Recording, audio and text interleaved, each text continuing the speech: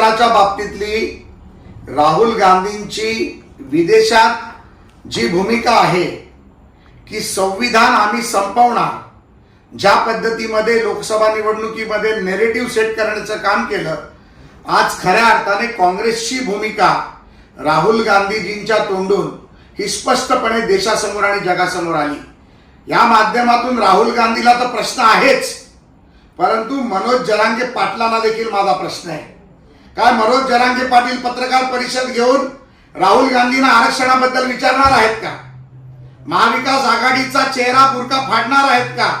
का पुन्हा एकदा मची बाधा टाकून महाविकास आघाडीचा बुरका घालून राहुल गांधीची साथ देणार आहेत?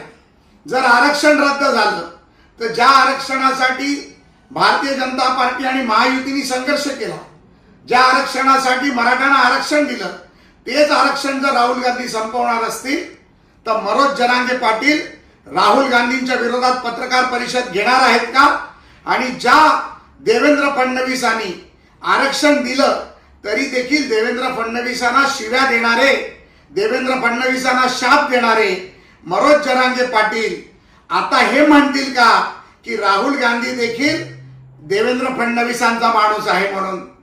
मनोजजी, हिम्मत असेल तर आज पुढच्या 2 तासात पत्रकार परिषद घ्या, राहुल गांधींचा बुरका पाडा, तर आम्ही समजू की तुम्ही खरे मराठा आरक्षणाचे आंदोलक आहात, खरे मराठ्यांचे नेते आहात।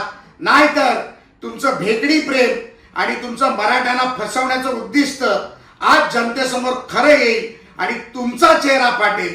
जर तुमचा बुरका फाटायचा नसेल तर राहुल गांधी आणि महाविकास आघाडीतल्या भूमिके घेऊन, विरोधातली भूमिका घेऊन तुम्हाला त्यांचा बुरका फाडावा लागेल। हेच आज मी या राज्यातील जनतेला, माझ्या मराठा बांधवांना आणि या तमाम महाराष्ट्रातील मराठी जनतेला सांगू इच्छितो। मराठी माणसाचं आणि महाराष्ट्राच्या हक्काचं न्यूज चॅनल मराठी न्यूज 9।